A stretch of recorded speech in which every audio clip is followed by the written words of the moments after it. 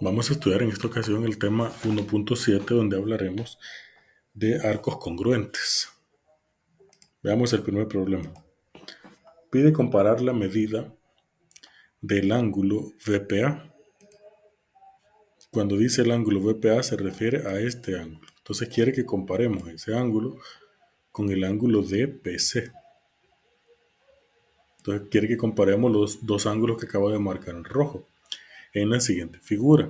Y ya nos está diciendo que los arcos son de la misma medida. Es decir, que este arco es igual a este arco. Esa es la condición que ya nos está dando el problema. Si los arcos son iguales, entonces ¿cómo son los ángulos? Básicamente esa es la pregunta. Entonces vamos por partes. Lo primero que debemos notar, acá podríamos construir los ángulos con los radios. Entonces el ángulo B0A, que sería este que hemos marcado aquí, B0A, y el ángulo D0C. Vale, marcamos esos dos ángulos y ya sabemos que necesariamente tienen que ser iguales esos dos ángulos. ¿Por qué van a ser iguales? Porque los arcos son iguales.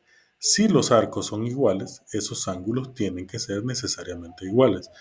Eso ya lo hemos venido aprendiendo en las clases anteriores. Entonces me refiero, si este arco es igual que este, entonces forzosamente estos dos ángulos tienen que ser de la misma medida. Eso es lo que estamos diciendo. Por otro lado, tenemos que el ángulo BPA es este, tiene que ser la mitad de B0A.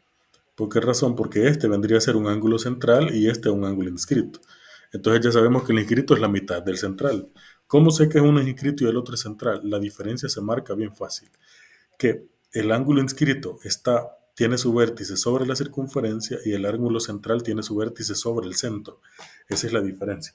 Entonces el ángulo inscrito es la mitad del central. Esa es la relación. Del otro lado también pasa lo mismo. Y el ángulo de PC, que es este, tiene que ser la mitad del ángulo de 0C, por la misma razón. El ángulo que he marcado aquí es central y este es inscrito. Entonces uno es el doble del otro y viceversa. Por lo tanto, ¿qué tenemos? Que el ángulo VPA, que sería este, tiene que ser igual al ángulo DPC, necesariamente. Son de la misma medida. En una circunferencia, los ángulos inscritos que subtienden arcos de igual medida. Subtender significa que comparten el mismo arco, ¿verdad? Y son más bien que comparten arcos que tienen la misma medida. Entonces esos ángulos inscritos también van a ser de la misma medida. También se cumple que si dos ángulos inscritos son de igual medida, entonces los arcos tienen que ser necesariamente de igual medida. Aquí nos pide encontrar el valor de X y de Y para cada uno de los casos. Lo que acabamos de aprender es que necesariamente el ángulo X va a tener que ser igual al ángulo Y y que este ángulo de 30 grados va a tener que ser también de 30 grados aquí.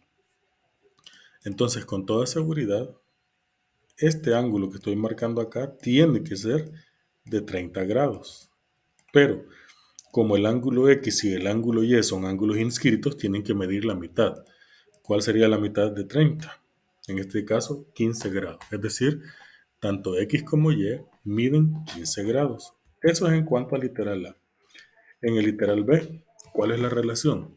En este caso, en el literal B, el ángulo que se está marcando aquí es central porque tiene el vértice en el centro y este ángulo es inscrito porque tiene su vértice sobre la circunferencia. Entonces la relación sigue siendo la misma.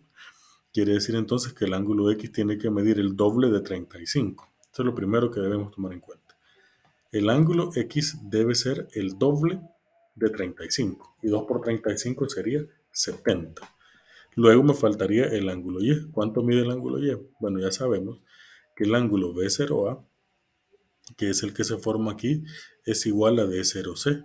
Entonces los ángulos que se han formado tienen que ser iguales. En este caso, el ángulo DPC, que sería este que se llama Y, es igual al ángulo BPA, que sería este. Es decir, Y tiene que medir necesariamente 35. Por otra parte, no cuesta verlo. ¿Por qué razón? Porque Y también es inscrito, dado que está sobre la circunferencia. Y los ángulos inscritos tienen que ser de la misma medida. Y los centrales van a medir el doble de los inscritos. Esa es la relación. En la página 150 están los ejercicios que ustedes deben resolver.